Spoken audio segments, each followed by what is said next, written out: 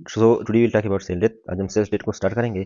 So basic principle में हमारे पास क्या है, जब सेल डेथ होती है तो इसमें जो मॉर्फोलॉजिकल हॉलमार्क हैं वो हैं laws of the nucleus. So the morphological hallmark of cell, it is the laws of the nucleus which occur through nuclear condensation, that is called as pycnosis, fragmentation, that is called as a karyorrhexis, and then dissolution, that is called as a karyolysis. तो इसका मतलब ये है कि जब cell की death होती है तो उसमें मेन स्ट्रक्चरल चेंज होती है वो न्यूक्लियस की लाज है। और लाज ऑफ न्यूक्लियस हमारे पास तीन प्रोसेस के ज़रिए से होती हैं। दैट इज़ न्यूक्लियर कंडेंसेशन, जो कि जिसको हम पिक्नोसिस बोलते हैं, जिसमें न्यूक्लियस स्मॉल हो जाता है, देन फ्रेगमेंट्स में डिवाइड हो जाता है, दैट इज़ कॉल्ड एज क्यूरियोरेक्सिस, और फिर जो है ये डिजॉल्व होते हैं ये फ्रेगमेंट्स। तो इस तरह से न्यूक्लियस खत्म हो जाती है। सेल डेथ के हमारे पास जो दो तरीके हैं वो हैं निक्रोसिस और एक है एपोप्टोसिस। तो यहाँ पर हम निक्रोसिस के बारे में डिस्कस कर लेते हैं। सो निक्रोसिस जो होते हैं इसमें लार्ज ग्रुप ऑफ सेल की डेथ होती है, death of large groups of cell followed by acute inflammation. तो निक्रोसिस में जब सेल की डेथ होती है तो इसमें इसके एक्यूट इन्फ्लेमेशन होती है, लेकिन एपोप्टोसिस में क्या होता है कि डेथ ऑफ द सेल जो होता है प्रोग्राम सेल डेथ होता है एक, और इसके बाद इन्फ्लेमेशन नहीं होती। सो निक्रोसिस और एपोप्टोसिस में एक इंपॉर्टेंट डिफरेंस जो है वो है absence of inflammation, acute inflammation in necrosis, while absent acute inflammation is there in the apoptosis। कि ये एपोप्टोसिस के अंदर एक्यूट इन्फ्लेमेशन नहीं होता due to some underlying pathological process, never physiological. तो निक्रोसिस जो होता है ये पैथोलॉजिकल होता है, फिजियोलॉजिकल कभी भी नहीं होता। और it is divide into several types based on gross feature. Gross feature के हिसाब से के बेस पे ये क्या है सेवरल टाइप्स में डिवाइड है। अब यहाँ पर ग्रास पैटर्न जो होते हैं, grass patterns of necrosis, first सबसे पहले हमारे पास है कोगुलेटिव निक्रोसिस। कोगुलेटिव निक्रोसिस होता है कि जिसमें हमारे पास जो टिश्यूज होते हैं वो फॉर्म रहते हैं, यानी टिश्यू दैट रिमेन फॉर्म। यहाँ पर सेल शेप जो होता है और ऑर्गन का जो स्ट्रक्चर होता है वो चेंज नहीं होता। और हमारे पास क्या होता है, it is preserve by coagulation in protein. Protein की कोगुलेशन होती है और इस वजह से शेप का सेल जो सेल शेप होता है सेल का एंड ऑर्गन का जो शेप होता है वो प्रिजर्व रहता है। बट द न्यूक्लियस डिसअपियर, लेकिन न्यूक्लियस जो होता है डिसअपियर होगा। That is shown in figure 1.5b, figure 1.5b। So this is a figure 1.5 and this is B. सो यहाँ पर क्या होता है, यहाँ पर ये ग्लूमेरुलस दिखाया गया है, this is a glomerulus shown over here. यहाँ पर क्या है ग्लूमेरुलस है। Let's say here we have a normal glomerulus, ठीक है। सो यहाँ पर क्या है हमारे पास ग्लूमेरुलस है इधर ये, ठीक है। इसके अंदर जो है न्यूक्लियाई मौजूद होते हैं, ठीक है। यहाँ पर क्या है न्यूक्लियाई, फर्स्ट करें this is a nuclei, nucleus this is a nucleus, this is a nucleus. But year let's say this is a glomerulus, ये जो है हमारे पास क्या है ग्लोमेरुलस है, लेकिन यहाँ पे जो है वो ब्लैक वाला जो यहाँ पे था वो नहीं है। So there is no nucleus present over here, mean that necrosis has occurred।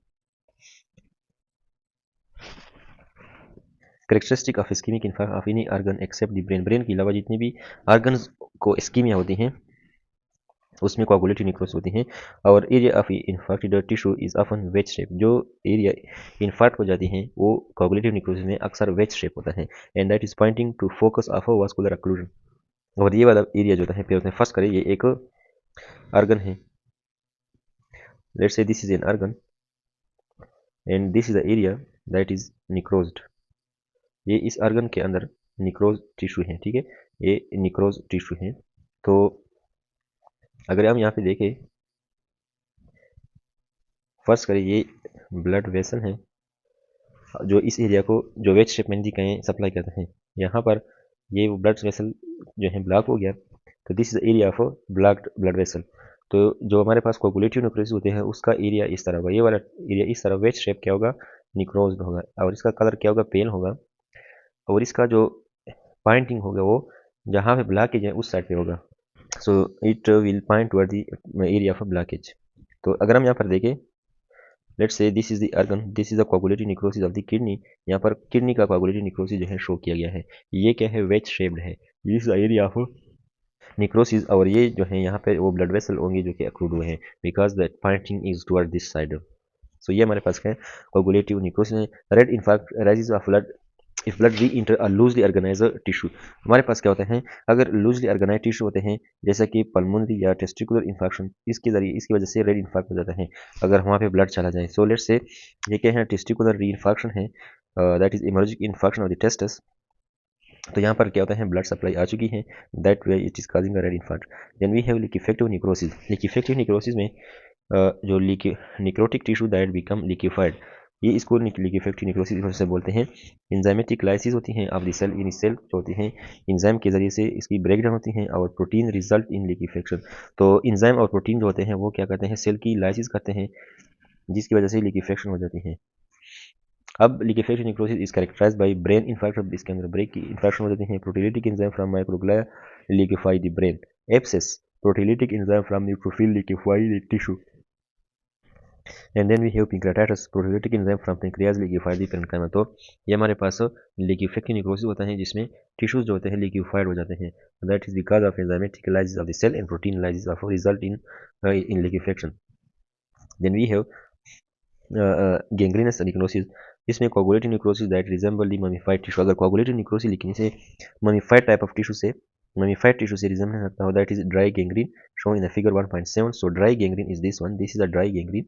ये क्या है, गैंग्रीन है, लेकिन यहाँ पे कुछ जो है लिक्विफेक्टिव जो हमारे पास गैंग्रीनस नेक्रोसिस जो है वो है। इसमें क्या होता है, characteristic of ischaemia of lower limb and GIT. इसमें इस्कीमिया और जब लोअर लिम्ब को होती है या जीआईटी को, मोस्ट कॉमनली जो है ischaemia to lower limb causes a gas gangrenous necrosis. अब यहाँ पर if super impose infection of dead tissues occur then liquefactive necrosis ensue and that is called wet gangrene। तो ड्राई अगर हमारे पास क्या होता है, वेट गैंग्रीन इसको तब बोलते हैं जब सुपर इन्फेक्शन हो जाए और इसमें लिक्विफेक्टिव निक्रोसिस भी हो जाए। So gangrenous necrosis and liquefactive necrosis both occur, that is super case of super imposed infection and that is then wet gangrene। तो यहाँ पर जो है थोड़ा वेट गैंग्रीन भी बना हुआ है, that is because of liquefactive necrosis। Caseous necrosis, soft and friable necrotic tissue with cottage cheese-like appearance, shown in the figure 1.8. So this is an example of caseous necrosis। Combination of coagulative and liquefactive necrosis is a caseous necrosis. तो इसमें जो caseous necrosis है ये coagulative और लिक्विफेक्टिव necrosis के combination होता है, ठीक है। So coagulative necrosis and liquefactive necrosis का कॉम्बिनेशन जो है वो केशियस नेक्रोसिस है। और इसमें क्या होता है, कैरेक्टरिस्टिक ग्रेनुलोमेटस इन्फ्लेमेशन होता है due to tuberculous and fungal infection. Then we have fat necrosis। fat necrosis में क्या होता है, necrotic adipose tissue with chalky white appearance deposition of calcium। इसमें क्या होता है, fat necrosis में कैल्शियम की डिपोजिशन की वजह से क्या होता है, chalky white appearance आ जाता है। chalky white appearance of the fat necrosed area is because of a calcium deposition। इसमें ट्रामा हो सकता है फेट को, जैसे कि ब्रिस्ट के जो फेट्स हैं उसको अगर ट्रामा हो जाए तो इसमें फेट निक्रोसिस हो सकता है। और पेंक्रियाटाइटिस होता है और जो कि damage of the peripancreatic fats cause करते हैं, ठीक है। So they cause damage to peripancreatic fate.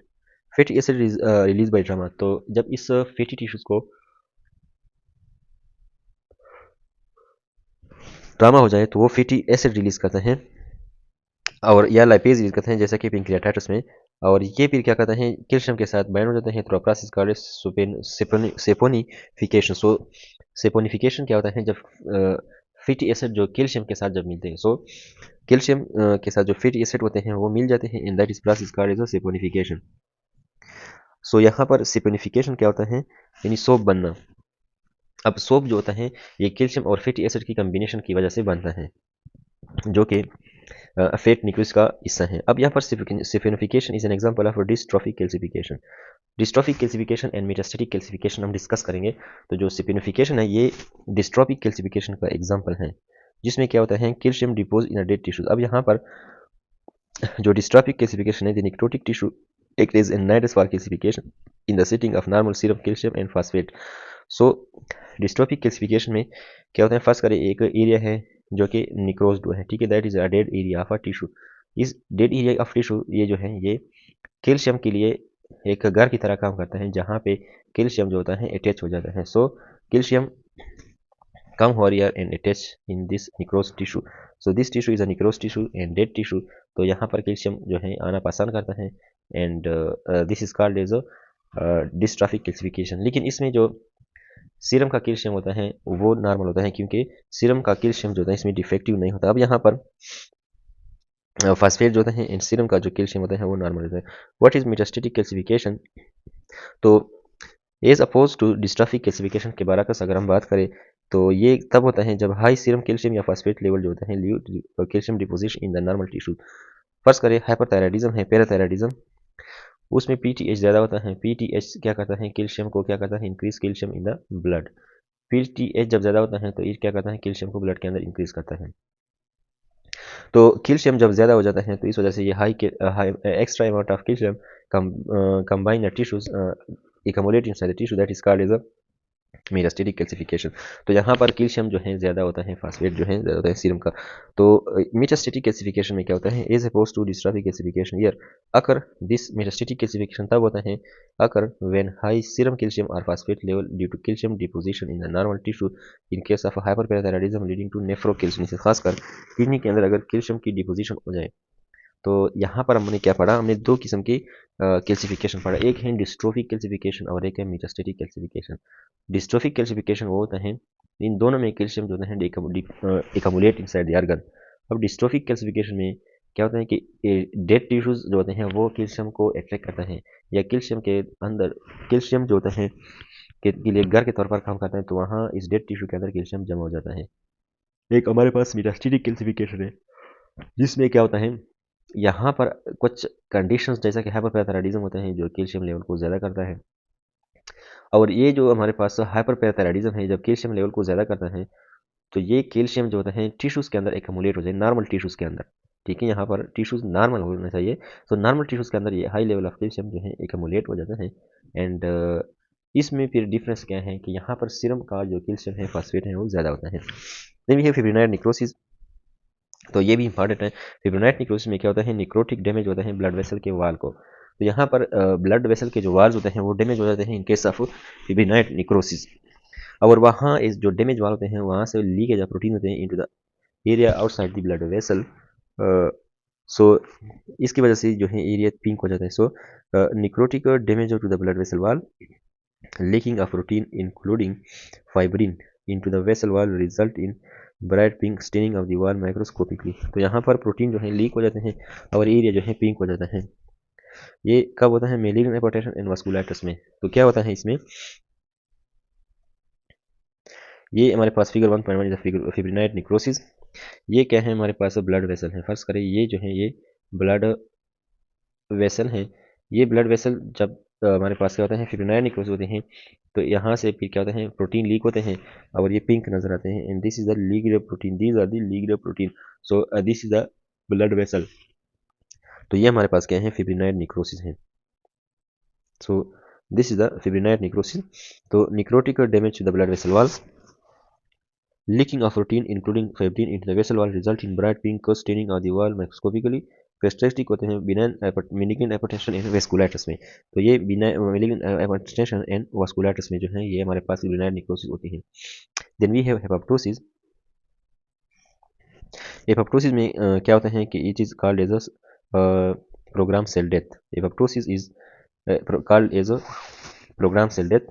Energy that ATP depend होता है generally programme cell death involving single cell और small group of cell. Example में हमारे पास क्या है, endometrial shedding during menstrual cycle, removal of cell during immunogenesis, या CD8 T cell mediated killing of viral infected cell. यानी जो cell viral से इन्फेक्टेड हैं उन सेल्स को हम क्या CDT जो है ये किल करता है। So this is a wanted process, यानी जो सेल इन्फेक्टेड है उसको हम रिमूव करना चाहते हैं।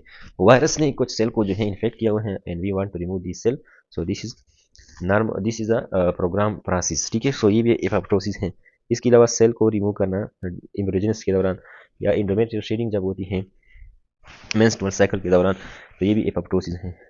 मॉर्फोलॉजी में क्या होगा, डाई सेल जब जो सेल मर रहा है वो श्रिंक हो जाता है और leading cytoplasm to become more eosinophilic and pink. तो एपोप्टोसिस में क्या होता है, जो लीडिंग साइटोप्लाज्म होता है वो ज़्यादा पिंक हो जाता है और वो एसिनोफिलिक हो जाता है। Show in the figure 1.11। So it is show in the figure 1.11। So very very important, यहाँ पर क्या है, we have this tissue, this is a cell. ये सेल जो होता है पिंक हुआ है, this is the cytoplasm of the cell that is become pink and the nucleus has been decrease in the size. So this is a apoptosis. यहाँ पर क्या है,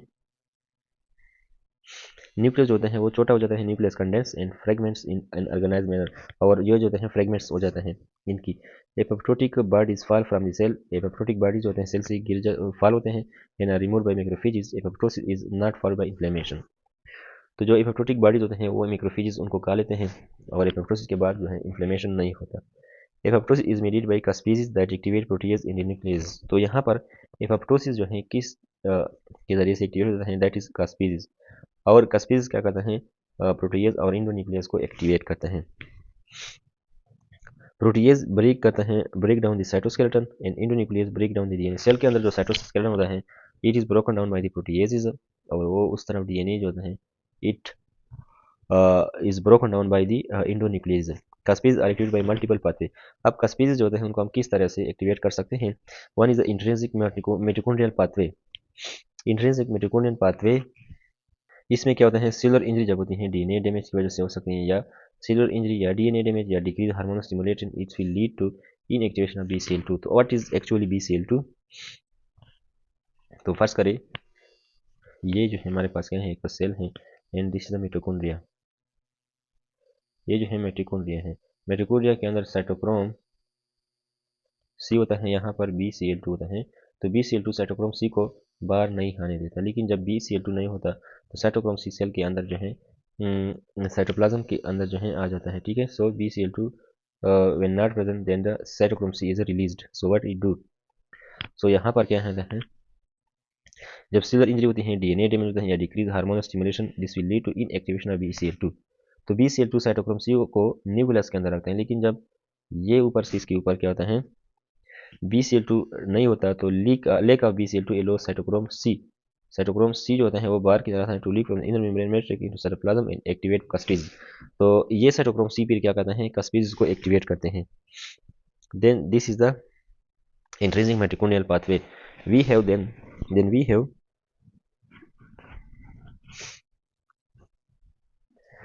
एक्सट्रिंसिक रिसेप्टर लाइगैंड पाथवे, जिसमें क्या होता है, फास्ट लाइगैंड बाइंड होता है फास्ट डेथ रिसेप्टर के साथ, which is more specifically CD95 on the target cell activating caspases that negative selection of thrombocyte in the thymus. तो इसके जरिए से भी होता है ट्यूमर निक्रोसिस फैक्टर बाइंड करता है ट्यूमर निक्रोसिस रिसेप्टर के साथ on the target cell activating the caspase. तो ये भी हमारे पास कस्पेज को एक्टिवेट करने के तरीके हैं। और एक है हमारे पास cytotoxic CD8 T cell mediated pathway, जिसमें परफोरिन होते हैं।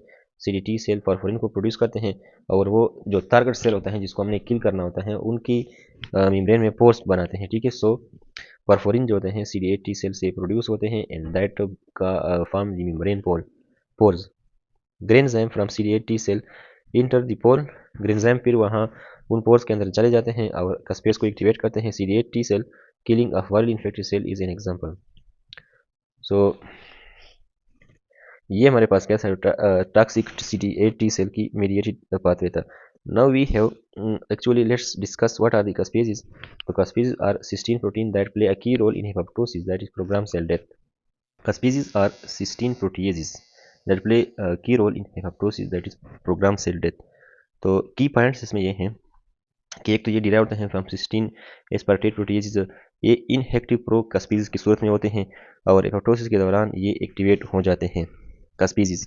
और ये glue proteins at aspartic acid residue. ठीक है, तो इसमें मेन चीज़ कि ये पहले इनएक्टिव होते हैं और फिर एपोप्टोसिस के दौरान ये एक्टिव हो जाते हैं। अब इसमें टाइप्स हैं जो आपने रिमेंबर याद रखना है। ठीक है, इनिशिएटर कस्पेजेस और एक होता है एग्जीक्यूशनल कस्पेजेस। इनिशिएटर वो होते हैं जो कि इनिशिएट करता है एपोप्टोसिस को, और एग्जीक्यूशनल जो होते हैं वो होते हैं जो फिर एपोप्टोसिस को कैरी करते हैं। कस्पेज 8 एक्सट्रिंसिक डेथ रिसेप्टर पाथवे और कस्पेज 9 इंट्रिंसिक मिटोकॉन्ड्रियल पाथवे जो अभी हमने डिस्कस किया, उसमें कस्पेज ये रोल अदा करते हैं। इसके अलावा कस्पेज 3 6 और 7 जो होते हैं ये एपोप्टोसिस को कैरी आउट करते हैं। पाथवेज जो है हमने जिस तरह अभी मैंने पढ़े, इंट्रिंसिक पाथवे हैं जिसमें साइटोक्रोम सी क्या होते हैं कस्पेज 9 के जरिए से, एंड देन कस्पेज 3। एक्सट्रिंसिक पाथवे में ये जो है फास्ट TNF रिसेप्टर एंड कस्पेज 8 के जरिए से, और फिर इनिशियली दोनों के लिए कॉमन जो है वो कस्पेज 3 है। फाइनल इफेक्ट में DNA की फ्रेगमेंटेशन होती है, सेल श्रिंक हो जाएगा, membrane bleeding and formation apoptotic bodies. Intrinsic mitochondrial pathway में क्या होता है, इंटरनल सेल स्ट्रेस होता है, एंड देन स्टेप्स में हमारे पास क्या होते हैं, ये चीज़ हमने वहाँ पे डिस्कस की, और वहाँ पे इंट्रिंसिक में जो है रोल जो है कस्पेज 9 का है। एक्सट्रिंसिक में भी हमने ये चीज़ें डिस्कस की और इसमें जो रोल है वो क्या है, कस्पेज 8 का है। फाइनल पाथवे में फिर दोनों के लिए जो एक कस्पेज 3 है एंड दैट इज एग्जीक्यूशनर। सो इसमें DNA फ्रेगमेंटेशन होती है, सेल श्रिंकेज होती है, membrane bleeding and necrotic bodies, and apoptosis में हमने जिस तरह पढ़ा कि नो इन्फ्लेमेशन। तो जब इंट्रिंसिक कस्पेज दैट इज 9 और एक्सट्रिंसिक में फिर हमारे पास कस्पेज 8 होता है, ये दोनों एक्टिवेट करते हैं कस्पेज 3 को and leading to apoptosis without inflammation. So this was the apoptosis.